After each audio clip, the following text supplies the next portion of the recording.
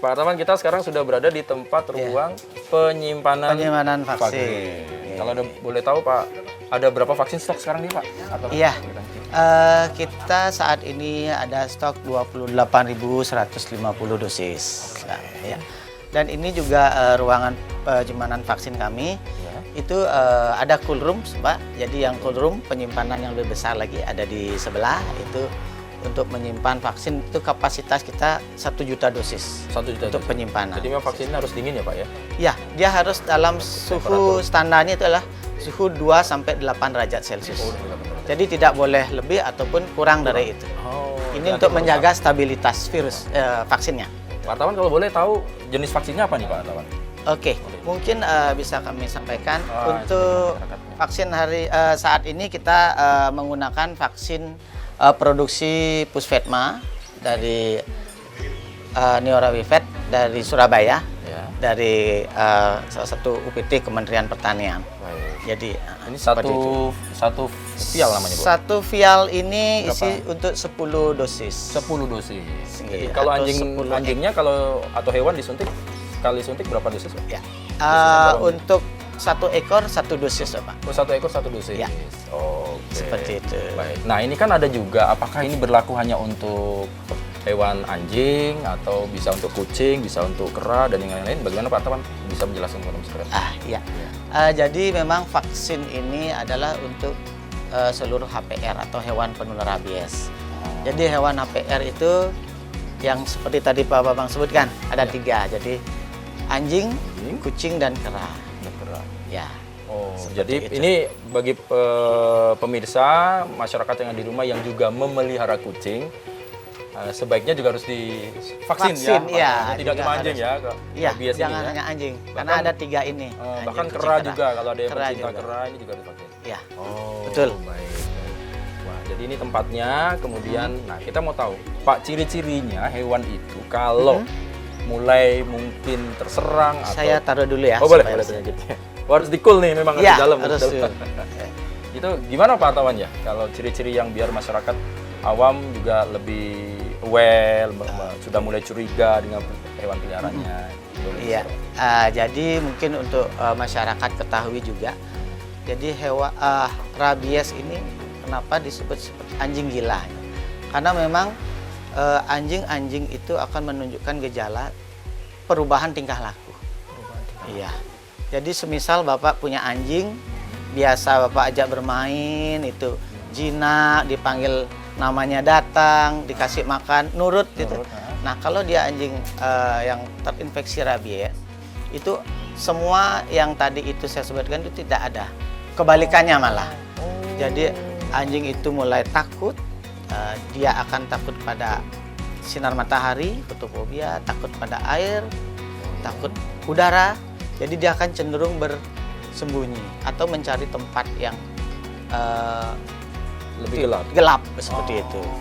Dan bila ada bara atau melihat sesuatu yang bergerak, dia akan menggigit sembarangan. Ya. Oh gitu. Jadi tidak melihat ini tuan atau siapa, dia akan menggigit seperti itu. Makanya disebut anjing gila. Nah kalau itu mungkin itu gejala-gejala awal. Awal ya. Nah kalau yang lebih parah lagi. Tentunya dia akan paralisa, lumpuh, liur. Paralisa itu apa? Kelumpuhan. Oh, kelumpuhan. Kelumpuhan di sini adalah dari sistem sarafnya. Karena yang diserang adalah sistem saraf pusat. Semua hewan berdarah panas, semuanya bisa terkena rabies seperti itu. Itu kalau penularannya seperti apa sih Pak Artawan? Ya, kalau penularan rabies itu yang paling banyak adalah pertama dari gigitan itu sendiri. Gigitan. Antar hewan ini? Pertama ya dari hewan. Gigitan. Kalau makan bareng itu punya potensi? Ya. Kenapa juga kita mengharapkan masyarakat jangan melepas liarkan anjing karena potensi rabies ini ya seperti itu, kalau dia berkumpul ada makanan, anjing pasti cenderung akan berebut. Iya. Alaminya mereka pasti Rebutan, akan menggigit. Nah, dari situlah penularan rabies tersebut. Iya. Dari air liurnya yang sudah mengandung virus rabies. Gitu. Nah, ini jadi tidak cuma di luar, tapi kalau di rumah pun kalau misalnya lebih dari 1, punya piaraan 2, 3, ini juga harus diperhatikan gitu Pak Artawan. Harus diperhatikan, ya. mungkin ada tips juga untuk pemilik Ya. pemilik anjing atau penyayang hewan peliharaan. Jadi pastikan Anda sebagai pemilik yang bertanggung jawab. Itu yang pertama. Bertanggung jawab artinya rawat anjing atau hewan peliharaan Anda sebaik mungkin. Berikan makan sesuai porsi mereka, sesuai jenisnya. Dan yang paling penting tadi adalah perhatikan kesehatan anjingnya. Jadi harus ada vaksinasi untuk pencegahan penyakit. Salah satunya adalah vaksinasi untuk rabies ini.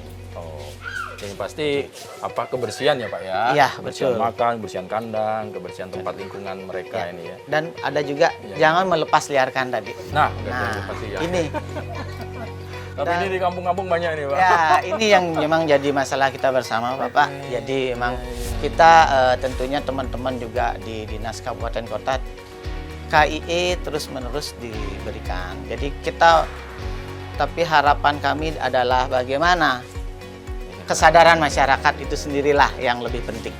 Karena tanpa kesadaran masyarakat tentu ini tidak akan berjalan dengan baik. Tidak ada artinya. Jadi tidak cuma untuk keselamatan hewannya, tapi keselamatan pemilik juga. Betul. Orang yang ada di rumah nih penting. Ya. Apalagi tetangga. Iya, karena ini adalah penyakit zoonosis. Oke. Penyakit yang menular dari hewan ke manusia. Dan target akhirnya di manusia. Jadi bagaimana kita sekarang itu menjaga hewan peliharaan kita ini sehat sehingga kita pun terhindar dari bahaya penyakit seperti itu. Pak Artawan ini kan banyak yang menyatakan juga di masyarakat apabila sudah anjing ini terinfeksi rabies, kemudian dia menggigit korban manusia, kemudian dia mati, itu bahaya. Pasti mati atau itu mitos atau seperti apa sebenarnya Pak? Habis gigit biasanya katanya kan kalau kita dengar nih, tuh nanti pasti mati, ya itu pasti rabies. Gimana sih Pak? Jelasin gimana? Iya. Untuk anjing sendiri ya, jadi secara keseluruhan sebenarnya. Tapi kita di sini bicarakan anjing. Iya, silakan.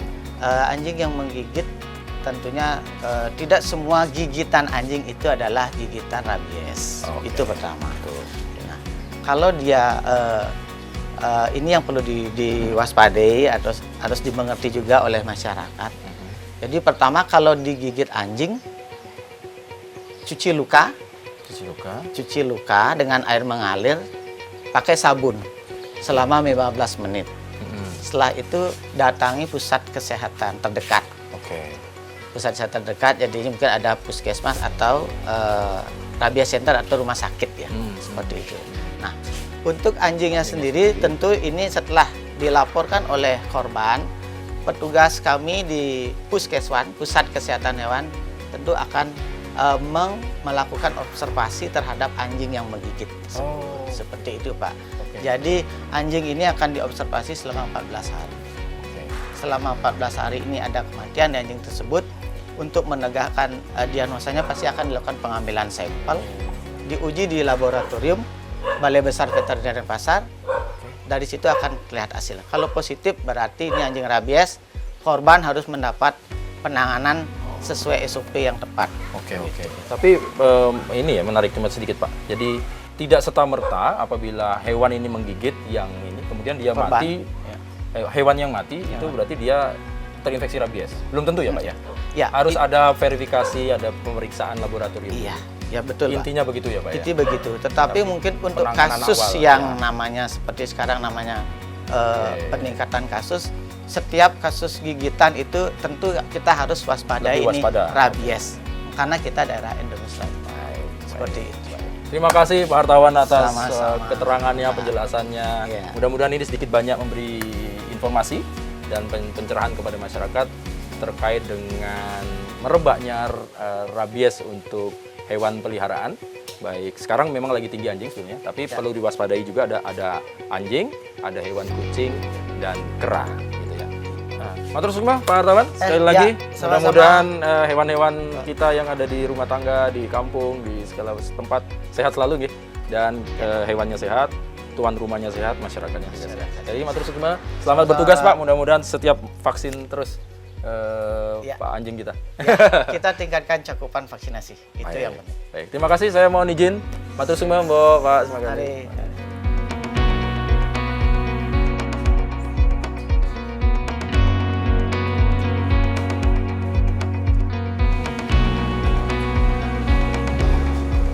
Saudara, ini tidak hanya karena sedang tingginya kasus, tapi sebetulnya setiap hari Dinas Pertanian, Peternakan, dan Ketahanan Pangan ini membuka posko bagi masyarakat yang ingin memberikan suntikan vaksin rabiesnya kepada hewan peliharaannya, dibuka setiap hari.